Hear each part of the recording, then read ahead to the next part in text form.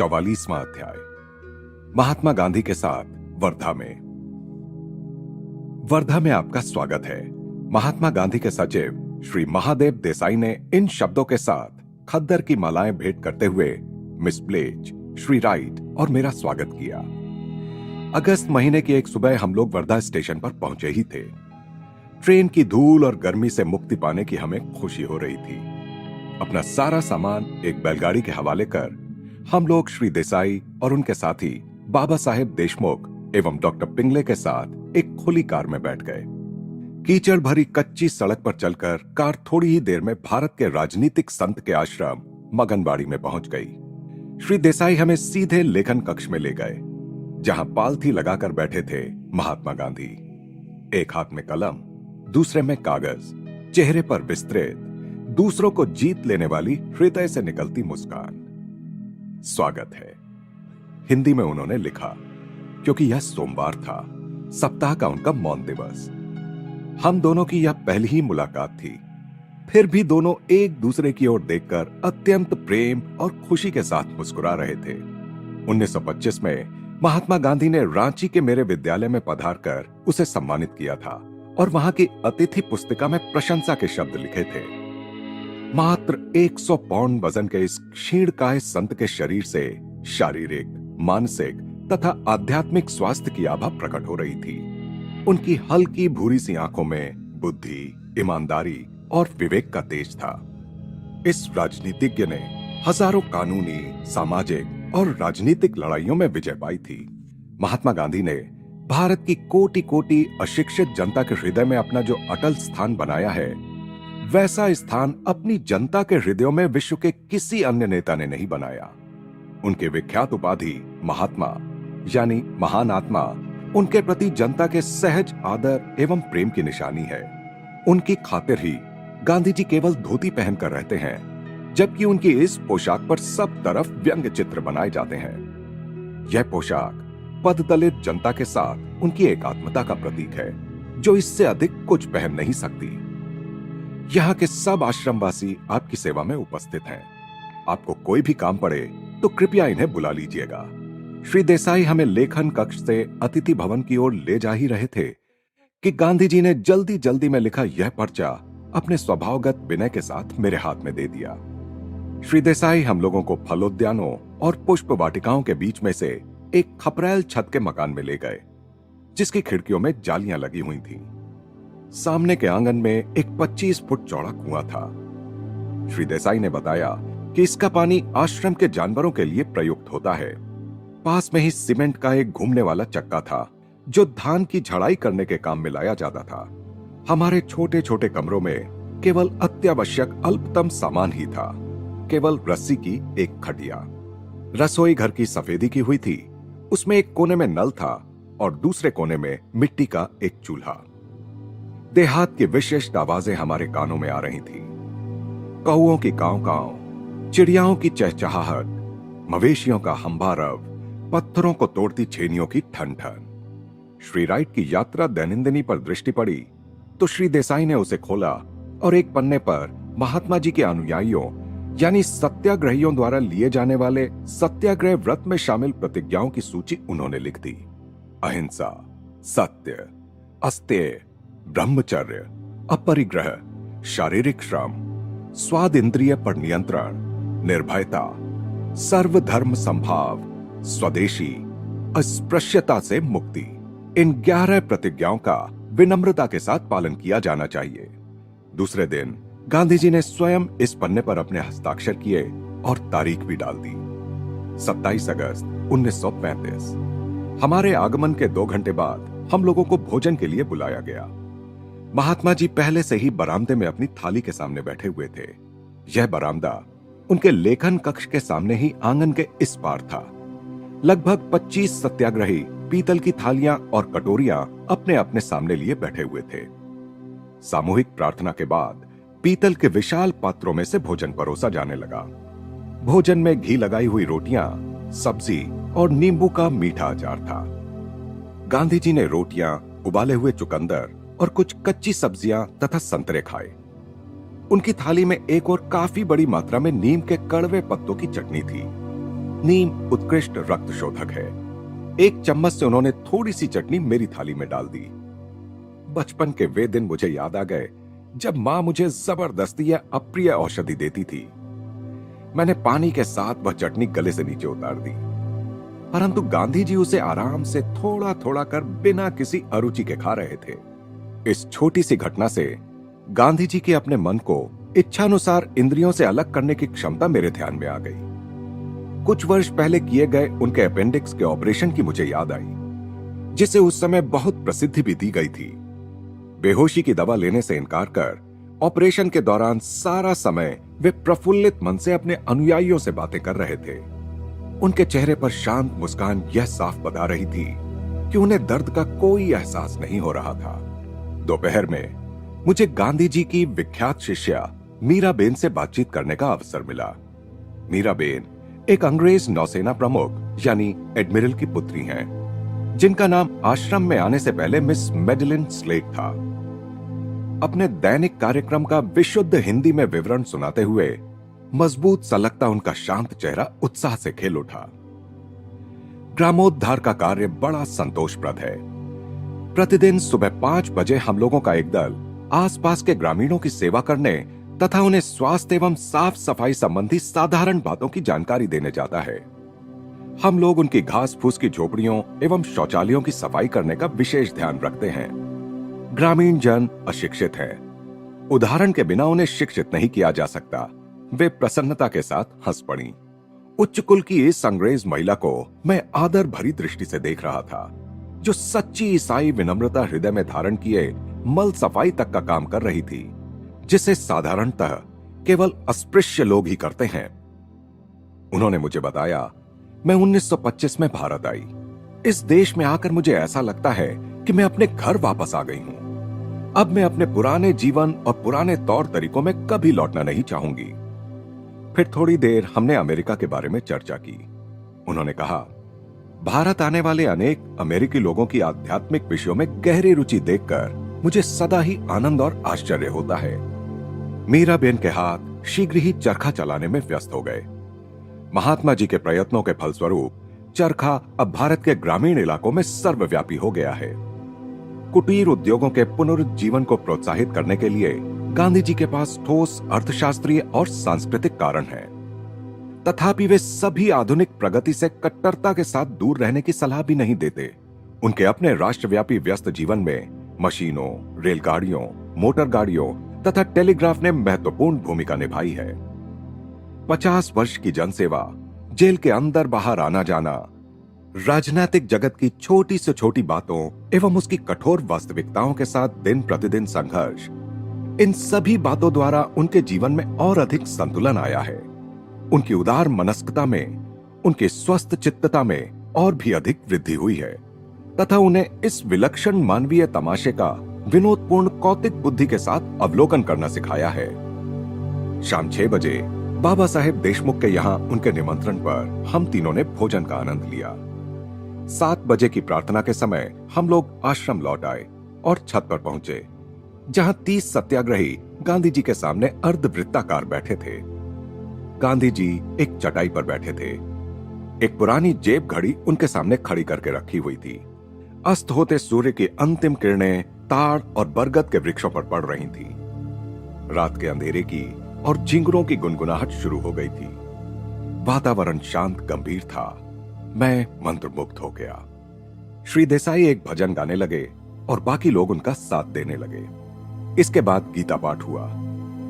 गांधी जी ने समापन प्रार्थना करने के लिए मुझे संकेत किया। वहां भाव और अभिलाषा का कैसा दिव्य संयोग था। यह एक अविस्मरणीय स्मृति बनकर रह गई। वर्धा में छत पर तारों के नीचे ध्यान।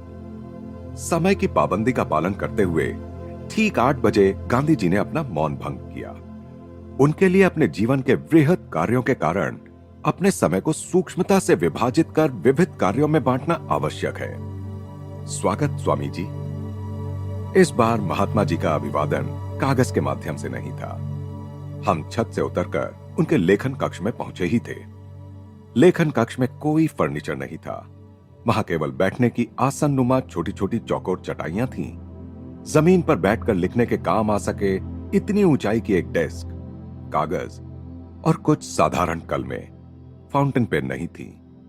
एक कोने में मामूली सी एक घड़ी टिक टिक किए जा रही थी।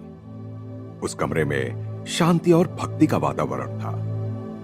गांधी जी अपनी मोहक, लगभग दंतविहीन मुस्कान बिखेर रहे थे। उन्होंने बताया, अपने पत्र व्यवहार हेतु समय निकालने के लिए मैंने कई वर्षों पूर्व सप्ताह में एक दिन मौन रखना शुरू किया, परंतु मौन के वे 24 घंटे अब एक महत्वपूर्ण आध्यात्मिक आवश्यकता बन गए हैं। नियतकालिक मौन रखने में कष्ट तो कुछ नहीं है, बल्कि यह एक वरदान है। मैं पूरे मन से उनसे सहमत हो गया। महात्मा जी ने मुझसे अमेरिका और यूरोप के विषय में प्रश्न किए। हमने भारत और विश्व की परिस्थितियों पर चर्चा की। कमरे में श्री देसाई के प्रवेश करते ही गांधी जी ने उनसे कहा, महादेव, कल रात टाउन हॉल में योग शास्त्र पर स्वामी जी के व्याख्यान की व्यवस्था करो। रात को जब मैं अपने कमरे में जाने के लिए उठा तो गांधी जी ने सिट्रोनेला ऑयल की एक शीशी मेरे हाथ में दे दी। वर्धा के मच्छर अहिंसा के बारे में कुछ नहीं जानते स्वामी जी, हंसते हुए उन्होंने कहा। दूसरे दिन सुबह जल्दी ही दूध में गुड़ के साथ बनाए हुए दलिये का नाश्ता हम लोगों ने किया। 10:30 बजे गांधी जी और सत्याग्रहियों के साथ भोजन करने के लिए हमें बुलाया गया। आज भोजन में हाथ से कूटे हुए चावल का भात, सब्जी और इलायची के दाने थे। मैं दोपहर को आश्रम में टहलने निकला और घूमते घूमते चराई के एक मैदान में जा पहुंचा, जहां कुछ गायें शांतिपूर्वक चर रही थीं। गोरक्षण का गांधी जी के हृदय में अत्यंत विशेष स्थान था। उन्होंने कहा है, मेरे लिए गाय का अर्थ है संपूर्ण मानवेतर जगत। मनुष्य का मानव जाति की सीमाओं से बाहर निकलकर पशु जगत के प्रति सहानुभूति प्रकट करना। गाय के माध्यम से मनुष्य सारे जीव जगत के साथ अपनी एकात्मता स्थापित कर सकता है। प्राचीन ऋषियों ने गाय को ही पवित्र क्यों माना, यह मेरी समझ में आसानी से आता है। भारत में गाय ही सर्वोत्तम उदाहरण थी, क्योंकि गाय अनेक प्रकारों से मनुष्य की समृद्धि की जननी है। न केवल वह दूध देती है, बल्कि कृषि कर्म भी उसी के कारण संभव हुआ। गाय करुणा का काव्य है। इस निरीह प्राणी में मनुष्य कारुण्य भाव का दर्शन करता है। लाखों मानव प्राणियों के लिए गाय दूसरी माता है। गोरक्षण का अर्थ है ईश्वर की समस्त मूक सृष्टि की रक्षा, और यह रक्षा करना हमारा और भी अधिक महत्वपूर्ण कर्तव्य बन जाता है, क्योंकि वह बोल नहीं सकती। धर्मपरायण हिंदू के लिए कुछ दैनिक धार्मिक कृत्य बताए गए हैं। उनमें से एक है भूत यज्ञ, अर्थात प्राणी जगत को अन्न अर्पण करना। यह कर्म इस बात का प्रतीक है कि मनुष्य को सृष्टि के उन कम विकसित जीवों के प्रति अपने कर्तव्यों का बोध है, जो प्रवृत्ति के द्वारा शरीर के साथ एक रूप हो गए हैं। एक भ्रम जिससे मनुष्य भी ग्रसित है, परंतु जिनमें आत्मा को मुक्त करा सकने वाली विवेक बुद्धि का अभाव है, जो केवल मनुष्यों की ही विशेषता है। इस प्रकार भूत यज्ञ निर्बलों की सहायता के लिए मनुष्य की तत्परता को सुदृढ़ बनाता है, जैसे मनुष्य भी बदले में उच्चतर अदृश्य जीवों से असंख्य प्रकार से सहायता पाता है। भूमि, समुद्र और आकाश में प्रकृति ने जो नवशक्ति प्रदायक उपहार जगह जगह बहुतायत में बिखेर रखे हैं, उनके लिए भी मानव जाति ऋण में बंधी हुई है। प्रकृति, प्राणी जगत, मानव तथा सूक्ष्म जगत के देवताओं के बीच क्रम विकास की भिन्न भिन्न अवस्थाओं के कारण परस्पर संपर्क में जो बाधाएं हैं, उन्हें मूक प्रेम के दैनिक यज्ञों यानी कर्मों के द्वारा ही पार किया जा सकता है, जो प्रतिदिन करने चाहिए। ऐसे 2 अन्य यज्ञ हैं, पितृयज्ञ तथा नृयज्ञ। पितृयज्ञ में पितरों के लिए तर्पण किया जाता है। यह गत पीढ़ियों के ऋण की स्वीकृति का प्रतीक है, जिनकी ज्ञान संपदा आज मानव जाति को राह दिखा रही है। नृयज्ञ का अर्थ है अभ्यागतों को या गरीबों को भोजन अर्पण करना। यह मनुष्य के समकालीन दायित्वों का, अर्थात उसके साथ संसार में जी रहे जीवों के प्रति कर्तव्यों का प्रतीक है। दोपहर में गांधी जी द्वारा छोटी छोटी बच्चियों के लिए चलाए जा रहे आश्रम को भेंट देकर मैंने अपना नृयज्ञ पूरा किया। कार से 10 मिनट के इस रास्ते पर श्री राइट भी मेरे साथ आए थे। रंग बिरंगी साड़ियां पहने वे बालिकाएं ऐसी लग रही थीं मानो लंबे लंबे डंठलों पर छोटे छोटे फूल लगे हों। बाहर खुले मैदान में ही मैंने हिंदी में छोटा सा भाषण दिया। भाषण खत्म होते होते बादलों ने अचानक पानी बरसाना शुरू कर दिया। हंसते हुए श्री राइट और मैं कार में घुस गए और घनी बारिश में मगनबाड़ी की ओर तेजी से बढ़ चले। उष्ण प्रदेश में वर्षा भी कितनी घनी और तीव्रता के साथ होती है। अतिथि भवन में पुनः प्रवेश करते हुए मैं यहाँ हर तरफ दिखाई देने वाली नितांत सादगी और त्याग की निशानियों को देखकर फिर एक बार प्रभावित हो उठा। गांधी जी ने अपने वैवाहिक जीवन के काफी प्रारंभ में ही अपरिग्रह व्रत ले लिया था। वार्षिक 60,000 रुपए से भी अधिक आय देने वाली वकालत छोड़कर उन्होंने अपनी सारी संपत्ति गरीबों में बांट दी। श्री युक्तेश्वर जी संसार त्याग की सामान्यतः देखने में आने वाली अल्प धारणाओं पर कभी कभी व्यंग्य किया करते थे। वे कहते, भिखारी संपत्ति का त्याग नहीं कर सकता। यदि कोई मनुष्य विलाप करता है कि मेरा धंधा डूब गया, पत्नी मुझे छोड़कर चली गई, अब मैं संसार त्याग कर आश्रम में चला जाता हूं, तो किस संसार त्याग की वह बात कर रहा है? उसने किसी संपत्ति या प्रेम का त्याग नहीं किया, संपत्ति और प्रेम ने उसका त्याग कर दिया। दूसरी ओर गांधी जी जैसे संतों ने केवल भौतिक संपत्तियों का ही प्रत्यक्ष त्याग नहीं किया, बल्कि उससे भी कठिन निजी लक्ष्य प्राप्ति और स्वार्थी उद्देश्यों का भी त्याग कर दिया और अपने अस्तित्व के गहनतम हिस्सों को भी सारी मानव जाति को एक ही धारा मानकर उसमें विलीन कर दिया।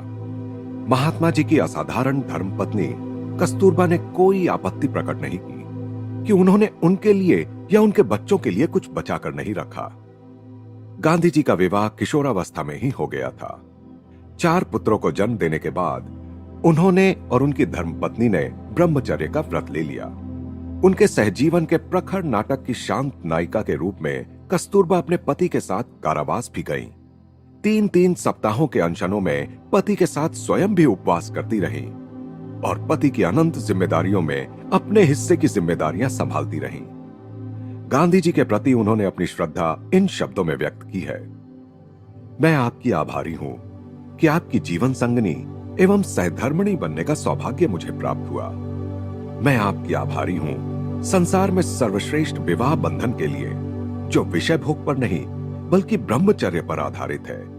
मैं आपकी आभारी हूं कि आप उन पतियों में से एक नहीं बने जो जुआ, घुड़दौड़, सुरा, सुंदरी और गाने बजाने में अपना समय नष्ट कर देते हैं और अपनी पत्नी एवं बच्चों से इस प्रकार ऊब जाते हैं जैसे कोई बच्चा अपने खिलौनों से जल्दी ही ऊब जाता है। मैं अत्यंत कृतज्ञ हूं कि आप वैसे पतियों में नहीं हैं जो दूसरों के परिश्रम के बल पर उनका शोषण कर धनवान बनने में अपना समय लगा देते हैं। मैं नितांत कृतज्ञ हूं कि आपने रिश्वत से अधिक महत्व ईश्वर और देश को दिया, कि अपनी धारणाओं के अनुसार अपना जीवन जीने का साहस आप में था, कि ईश्वर में आपका पूर्ण विश्वास था। असीम कृतज्ञ हूं मैं ऐसे पति को पाकर जिसने ईश्वर और अपने देश को मुझसे अधिक महत्व दिया। मेरे और मेरी युवावस्था की त्रुटियों के प्रति आपने जब समृद्धि का जीवन त्याग कर अपरिग्रह के जीवन को अपनाया, तब मैंने आपका जो विरोध किया और विद्रोह पर उतर आई, उस सब के प्रति आपने जो सहनशीलता का रुख अपनाया, उसके लिए मैं आपकी आभारी हूं। बचपन में मैं आपके माता पिता के घर में रही। आपकी मां बहुत अच्छी और महान महिला थी। उन्होंने मुझे बहादुर और साहसी पत्नी बनना सिखाया और यह भी सिखाया कि मैं उनके पुत्र अर्थात अपने भावी पति के प्रेम और आदर की पात्र कैसे बन सकती हूं। जब वर्ष पर वर्ष बीतते गए और आप भारत के सबसे प्रिय नेता बन गए, तब सफलता की सीढ़ी चढ़ने वाले पुरुष की पत्नी के मन में उठने वाला वह भय मेरे मन में कभी नहीं उठा कि मैं एक ओर फेंक दी जाऊंगी, जैसा कि अन्य देशों में प्रायः होता है। मैं जानती थी कि जब मृत्यु आएगी तब भी हम पति पत्नी ही होंगे। अनेक वर्षों तक कस्तूरबा उन जन निधियों के कोषपाल का काम करती थीं, जिन्हें महात्मा जी ने लाखों में जमा किया था। भारत के घरों में बड़ी मजेदार कहानियां बताई जाती हैं कि गांधी जी की सभाओं में महिलाओं के आभूषण पहनकर जाने को लेकर पति लोग बहुत चिंतित रहते हैं, क्योंकि पददलितों की वकालत करने वाली गांधी जी की जादुई वाड़ी सोने के कंगनों और हीरे के हारों पर अपना जादू चलाकर उन्हें अपने आप हाथों और कंठों से निकालकर दान पात्र में जमा करवा देती है। एक दिन जन निधि कोषपाल कस्तूरबा 4 रुपए के खर्च का हिसाब नहीं दे सकी। गांधी जी ने आय व्यय विवरण प्रकाशित कर दिया, जिसमें उन्होंने अपनी पत्नी की 4 रुपए की विसंगति को निष्ठुरतापूर्वक स्पष्ट दर्शाया। अमेरिका में अपने शिक्षा वर्गों में यह कहानी मैं प्रायः सुनाया करता था। एक दिन हॉल में उपस्थित एक महिला क्रोध से भड़क उठी। महात्मा हो या कोई और, यदि वे मेरे पति होते तो इस तरह के अनावश्यक सार्वजनिक अपमान के लिए ऐसी खबर लेती कि उन्हें छठी का दूध याद आ जाता। थोड़ी देर तक हम दोनों के बीच अमेरिकी पत्नियों और भारतीय पत्नियों के विषय में हास्य विनोद भरा वाक युद्ध चलता रहा। तत्पश्चात मैंने पूरी तरह से बात समझाई। मैंने कहा, कस्तूरबा महात्मा गांधी को अपना पति नहीं बल्कि अपना गुरु मानती हैं, जिसे छोटी सी भूल के लिए भी कड़ी फटकार लगाने का अधिकार होता है। कस्तूरबा को इस तरह सार्वजनिक फटकार लगाने के कुछ समय बाद गांधी जी को एक राजनैतिक आरोप में कारावास की सजा हो गई। जब वे शांत भाव से अपनी पत्नी से विदा ले रहे थे, तब वे उनके पैरों में गिर पड़ी और विनम्रता के साथ हाथ जोड़कर बोली, गुरुदेव, यदि मैंने आपका मन दुखाया है तो मुझे क्षमा कीजिए। उस दिन दोपहर को 3 बजे मैं पूर्व निर्धारित कार्यक्रम के अनुसार उस संत के लेखन कक्ष में उनसे मिलने जा पहुंचा, जिसने अपनी पत्नी को भी अपनी एकनिष्ठ शिष्या बना दिया था। दुर्लभ चमत्कार। गांधी जी ने सिर उठाकर अपनी अविस्मरणीय मुस्कान के साथ मेरी ओर देखा। चटाई पर उनके पास बैठते हुए मैंने पूछा, महात्मा जी, क्या आप अहिंसा की अपनी व्याख्या बताने की कृपा करेंगे? विचार या कर्म से किसी जीव को किसी प्रकार की हानि ना पहुंचाना। सुंदर आदर्श। परंतु संसार तो सदा ही पूछेगा, किसी बच्चे को या स्वयं अपने को बचाने के लिए क्या सांप को नहीं मारना चाहिए? सांप को मारने के लिए मुझे अपनी 2 प्रतिज्ञाएं भंग करनी पड़ेंगी, निर्भयता और अहिंसा। इसकी अपेक्षा तो मैं भीतर ही भीतर प्रेम के स्पंदनों से सांप को शांत करना चाहूंगा। परिस्थितियों के साथ मेल बिठाने के लिए मैं अपने आदर्शों को नहीं छोड़ सकता। और इसके बाद अपनी मोहक स्पष्टवादिता के साथ उन्होंने आगे कहा, यह तो मुझे मानना ही पड़ेगा कि इस समय यदि कोई सांप मेरे सामने होता तो मैं यह बातचीत भी इतने शांत मन से नहीं कर पाता। उनकी डेस्क पर आहार के संबंध में पाश्चात्य लेखकों द्वारा लिखित कई आधुनिक पुस्तकें देखकर मैंने कुछ विचार प्रकट किए। उन्होंने हंसते हुए कहा, हां, अन्य सब क्षेत्रों की तरह ही सत्याग्रह में भी आहार का बड़ा महत्व है। मैं सत्याग्रहियों के लिए पूर्ण ब्रह्मचर्य पर जोर देता हूं। अतः मैं सदा ही ब्रह्मचर्य पालन के लिए अनुकूल आहार ढूंढने की चेष्टा करता रहता हूं। काम वासना पर विजय प्राप्त करने के लिए पहले रसना पर विजय प्राप्त करना आवश्यक है। उपवास करते जाना या अर्ध निराहार रहना या असंतुलित आहार लेना इसका उत्तर नहीं है। भोजन की आंतरिक लालसा पर विजय प्राप्त कर लेने के बाद सत्याग्रही को चाहिए कि वह विटामिन, खनिज तत्व, कैलोरी आदि सब आवश्यक तत्वों से युक्त संतुलित शाकाहारी भोजन ले। आहार के संबंध में आंतरिक और बाह्य विवेक से सत्याग्रही का वीर्य सारे शरीर के लिए ओज में परिणत हो जाता है। महात्मा जी ने और मैंने मांसाहार का विकल्प बन सकने वाले शाकाहारी पदार्थों के बारे में अपनी अपनी जानकारी प्रस्तुत की। मैंने कहा, एवोकेडो बहुत अच्छा होता है। कैलिफोर्निया में मेरे सेंटर के पास एवोकेडो के अनेक वृक्ष कुंज हैं। गांधी जी का चेहरा उत्सुकता से खिल उठा। वर्धा में एवोकेडो हो सकेंगे?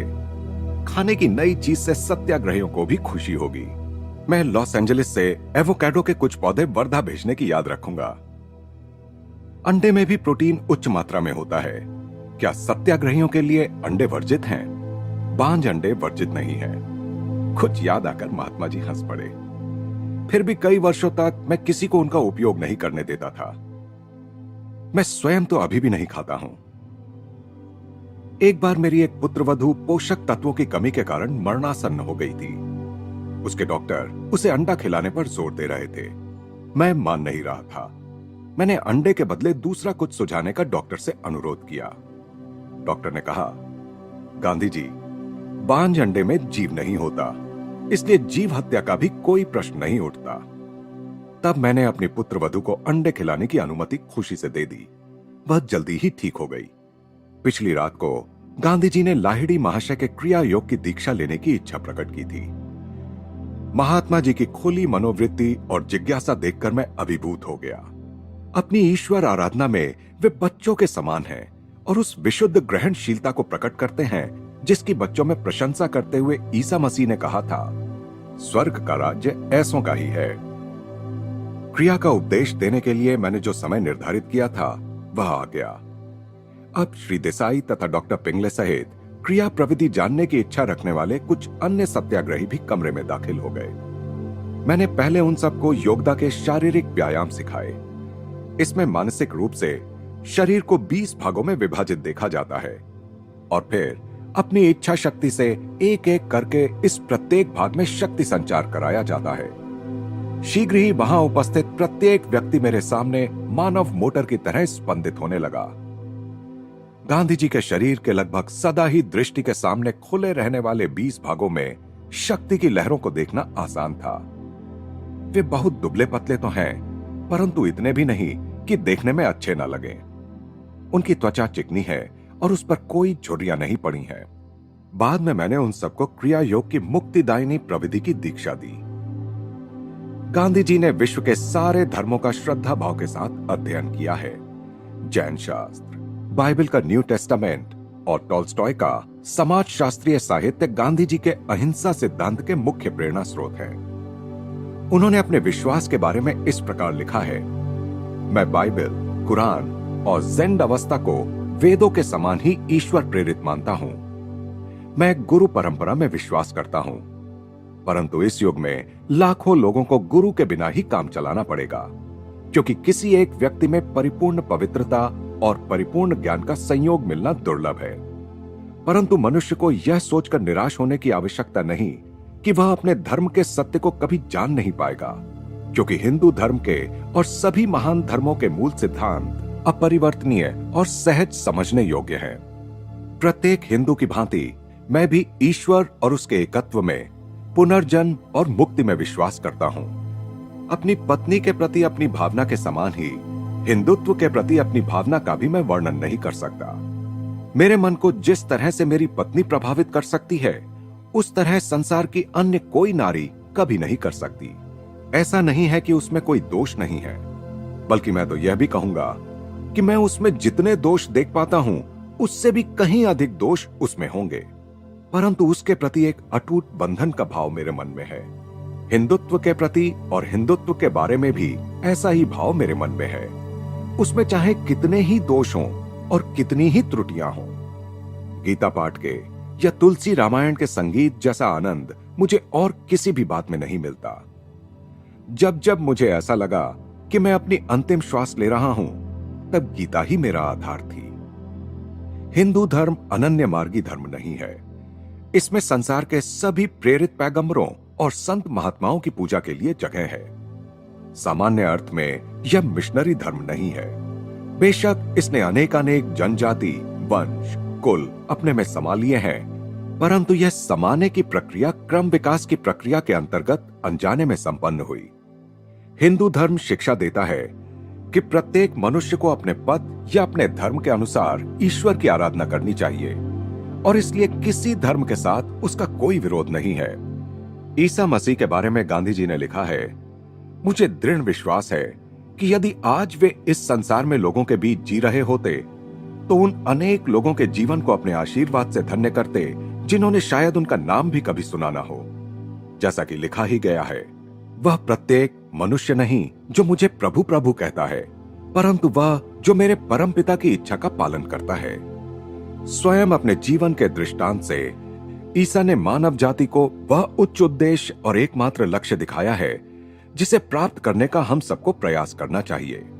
मेरा यह विश्वास है कि वे केवल ईसाइयों के नहीं, बल्कि पूरे संसार के, सब देशों के और सब जातियों के हैं। वर्धा में हमारे अंतिम दिन की शाम को श्री देसाई द्वारा टाउन हॉल में आयोजित सभा में मैंने व्याख्यान दिया। योग पर व्याख्यान सुनने के लिए आए लगभग 400 लोगों से हॉल खचाखच भर गया। यहां तक कि लोगों को खिड़कियों में भी बैठना पड़ा। मैं पहले हिंदी में बोला, फिर अंग्रेजी में। हम लोग व्याख्यान समाप्त कर आश्रम में लौट आए और अपने कमरों की तरफ जा रहे थे, तो देखा कि गांधी जी शांति में और अपने पत्र व्यवहार में मग्न बैठे हैं। सुबह 5 बजे जब मैं उठा, तो अभी रात का अंधेरा छाया हुआ था। ग्रामीण जीवन में धीरे धीरे जागृति आ रही थी। सबसे पहले आश्रम के प्रवेश द्वार के सामने से एक बैलगाड़ी गई, फिर एक किसान सिर पर भारी बोझ संभालते हुए गुजरा। सुबह के नाश्ते के बाद गांधी जी से विदा लेने और उन्हें प्रणाम करने के लिए हम तीनों उनके पास गए। महात्मा जी अपनी प्रातःकालीन प्रार्थना के लिए सुबह 4 बजे ही उठ जाते हैं। महात्मा जी, अब हम चलते हैं। मैंने उनके चरणों का स्पर्श किया। आपके हाथ में भारत सुरक्षित है। वर्धा में वह सुखद समय बिताए बरसों बीत गए हैं। जल, थल, आकाश में युद्धरत विश्व में अंधकार छा गया है। महान नेताओं में अकेले गांधी जी ने ही सशस्त्र शक्ति के स्थान पर व्यावहारिक अहिंसा का विकल्प प्रस्तुत किया है। शिकायतों को और अन्यायों को दूर करने के लिए महात्मा जी ने अहिंसा के उपायों का अवलंबन किया है और बार बार उन उपायों ने अपनी प्रभावकारिता सिद्ध की है। गांधी जी अपने सिद्धांत को इन शब्दों में प्रकट करते हैं। मैंने देखा है कि विध्वंस और विनाश के बीच भी जीवन चलता रहता है, इसलिए विनाश से भी बड़ा कोई नियम अवश्य है। केवल उसी नियम के अंतर्गत किसी सुव्यवस्थित समाज का अस्तित्व संभव हो सकता है और जीवन जीने योग्य बन सकता है। यदि वही जीवन का नियम है तो हमें दैनिक जीवन में उसका पालन करना चाहिए। जहां भी युद्ध हो, जहां भी किसी विरोधी से हमारा सामना हो, हमें प्रेम से ही विजय प्राप्त करनी चाहिए। मैंने देखा है कि प्रेम के अचूक नियम ने मेरे जीवन में ऐसे समाधान दिए हैं जो विनाश के नियम ने कभी नहीं दिए। जितने बड़े पैमाने पर इस नियम की कार्यरतता का प्रत्यक्ष उदाहरण देखना संभव हो सकता है, उतने बड़े पैमाने पर हमने यह उदाहरण भारत में प्रत्यक्ष देखा है। मैं यह नहीं कह रहा हूं कि भारत के 36 करोड़ लोगों के मन में अहिंसा ने घर बना लिया है, परंतु मैं यह दावा अवश्य करता हूं कि अत्यंत अल्प समय में यह अन्य किसी भी सिद्धांत की अपेक्षा कहीं अधिक गहराई तक उतर गई है। अहिंसा की मानसिक अवस्था प्राप्त करने के लिए अत्यंत कष्टप्रद साधना की आवश्यकता होती है। उसके लिए सैनिक के जीवन की भांति कठोर अनुशासनबद्ध जीवन की आवश्यकता होती है। इसकी पूर्णावस्था तभी आती है जब मन, शरीर एवं वाणी में पूर्ण समन्वय स्थापित हो जाए। यदि हम सत्य और अहिंसा के नियम को अपने जीवन का नियम बनाने की ठान लें, तो प्रत्येक समस्या अपना समाधान स्वयं प्रस्तुत कर देगी। विश्व का राजनीतिक घटनाक्रम इस सत्य की ओर कटु संकेत कर रहा है कि आध्यात्मिक दृष्टि के बिना मनुष्य का विनाश सुनिश्चित है। यदि धर्म ने नहीं तो विज्ञान ने मानव जाति के मन में असुरक्षा और सब भौतिक पदार्थों की निस्सारता की अस्फुट सी भावना जगा दी है। अब सचमुच मनुष्य अपने स्रोत और उद्गम, अपने भीतर स्थित परमात्मा के पास न जाए तो और कहां जाए। इतिहास पर दृष्टि डालें तो यह कहना पूर्णतः तर्कसंगत होगा कि पाशवी शक्ति के प्रयोग से मनुष्य की समस्याएं हल नहीं हुई हैं। प्रथम विश्व युद्ध के भीषण बुरे कर्मों के कर्म फल ने ही द्वितीय विश्व युद्ध का रूप लिया। वर्तमान रक्त पिपासु कर्मों के हिम पर्वत को परस्पर बंधुत्व भाव की उष्णता ही पिघला सकती है। अन्यथा बुरे कर्मों का यह हिम पर्वत तृतीय विश्व युद्ध को जन्म दे सकता है। 20वीं सदी की अमंगल त्रयी। विवादों के निपटारे के लिए मनुष्य मानवीय विवेक के स्थान पर जंगल न्याय का अवलंबन करने जाएंगे तो पृथ्वी पुनः जंगल ही बन जाएगी। जीवन में भाईचारा स्थापित न हो सका तो भयानक मृत्यु की गोद में भाईचारा होगा। यह ऐसे घृणित परिणाम के लिए नहीं था कि ईश्वर ने मनुष्य को अणुशक्ति का आविष्कार करने दिया था। युद्ध और अपराध से कभी कोई लाभ नहीं होता। अरबों डॉलर विस्फोटकों का धुआं बनकर शून्य में मिल गए। इतने पैसे से तो एक नए विश्व का निर्माण हो सकता था।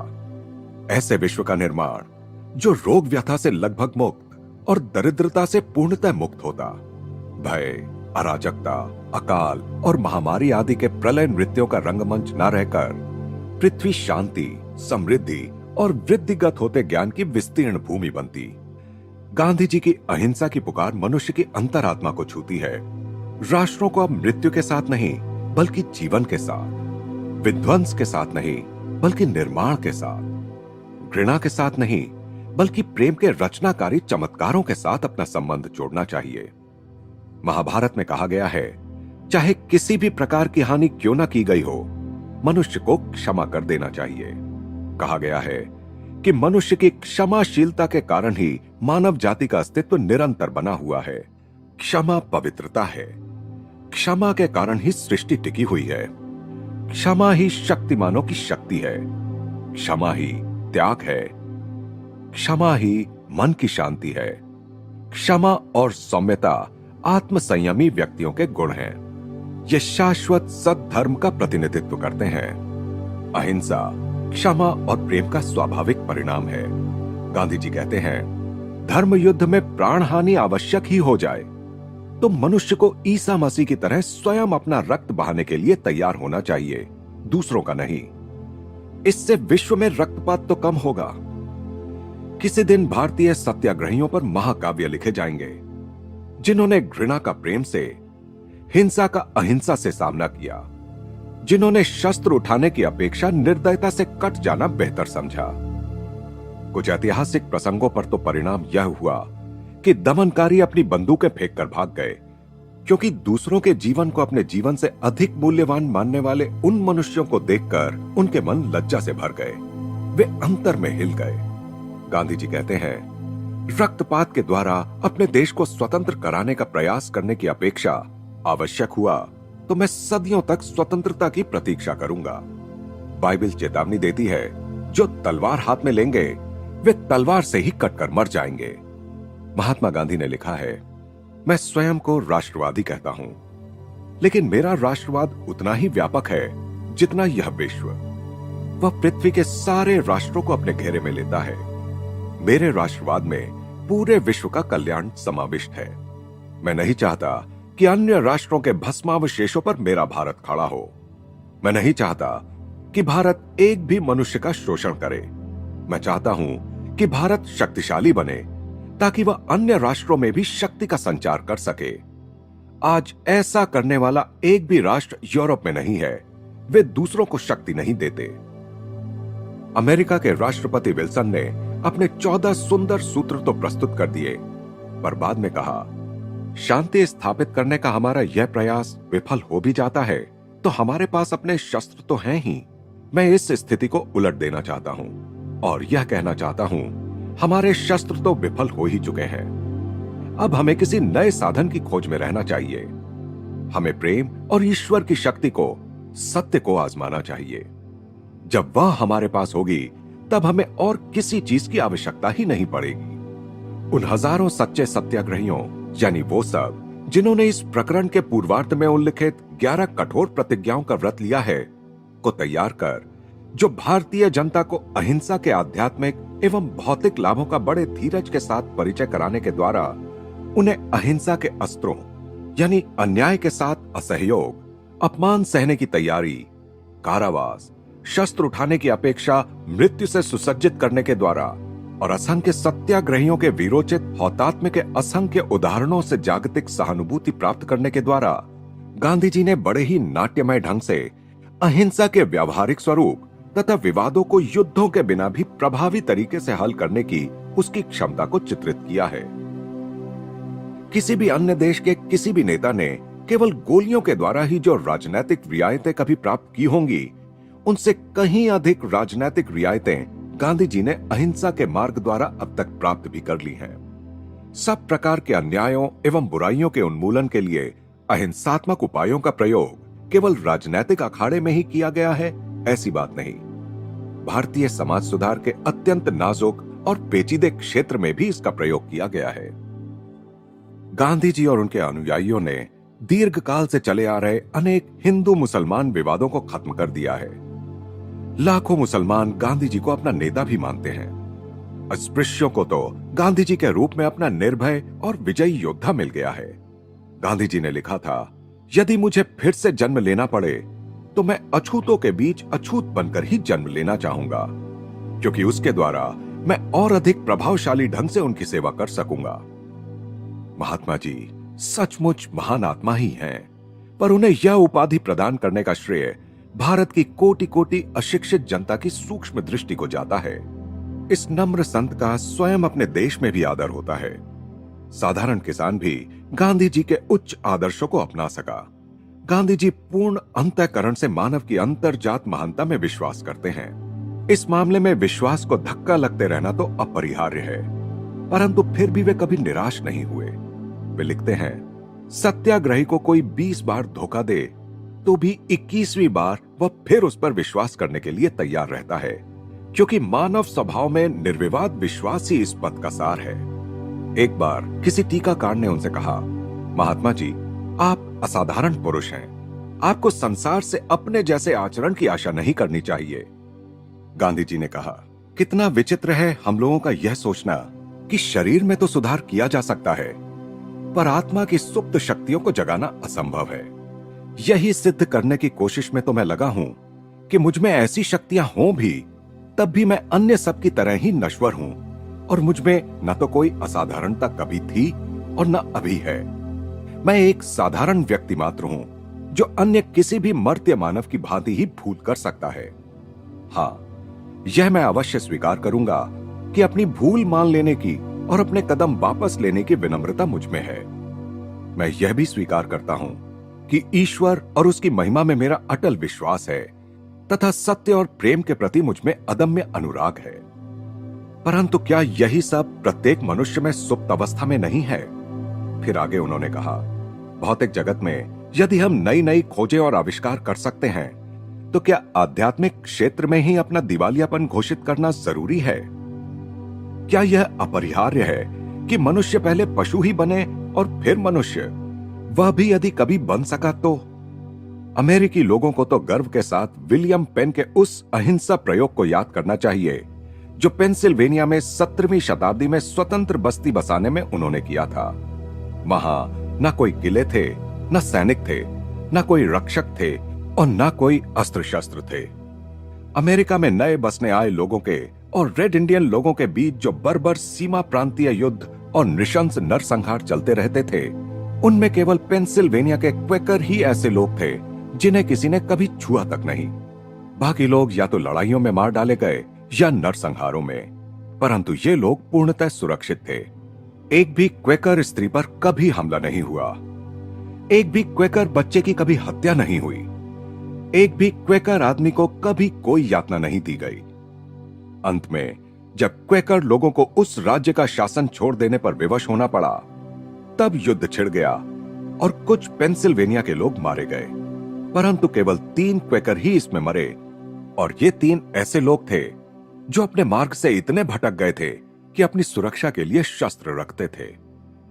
फ्रैंकलिन डी रूजवेल्ट ने कहा था, प्रथम महायुद्ध में बल प्रयोग से शांति स्थापित नहीं हो सकी। जय पराजय दोनों ही समान रूप से नीरस सिद्ध हुए। विश्व को इससे सीख लेनी चाहिए थी।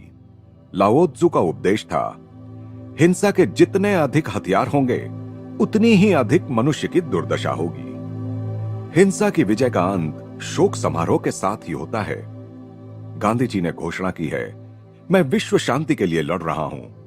उससे कम किसी बात पर यह लड़ाई नहीं रुक सकती। यदि भारतीय आंदोलन अहिंसक सत्याग्रह के आधार पर सफल हुआ, तो देश प्रेम को एक नया अर्थ प्राप्त होगा, और यदि छोटे मुंह बड़ी बात कहूं, तो स्वयं जीवन को ही एक नया अर्थ मिल जाएगा। इससे पहले कि पाश्चात्य जगत गांधी जी के कार्यक्रम को एक अव्यावहारिक स्वप्न दृष्टा का कार्यक्रम मानकर उसकी उपेक्षा करे, उसे गैलीली के प्रभु की सत्याग्रह की व्याख्या पर विचार करना चाहिए। तुमने सुना है कि यह कहा जाता है कि आंख के बदले आंख और दांत के बदले दांत, पर मैं तुमसे कहता हूं कि तुम दुष्टता का दुष्टता से प्रतिकार मत करो, बल्कि कोई तुम्हारे दाहिने गाल पर तमाचा मारे तो तुम अपना दूसरा गाल भी उसके सामने कर दो। विधि योजना की सूक्ष्म अचूकता के अनुरूप ही गांधी युग एक ऐसी शताब्दी में प्रसरित हो चला है जो 2 विश्व युद्धों से ध्वस्त और बर्बाद हो चुकी है। गांधी जी के जीवन की प्रस्तर प्राचीर पर दिव्य लिखावट साफ झलक रही है, जो भाइयों के बीच फिर रक्तपात के विरुद्ध चेतावनी दे रही है। महात्मा गांधी की स्मृति में वे सच्चे अर्थ में राष्ट्रपिता थे, और एक पागल ने उनकी हत्या कर दी।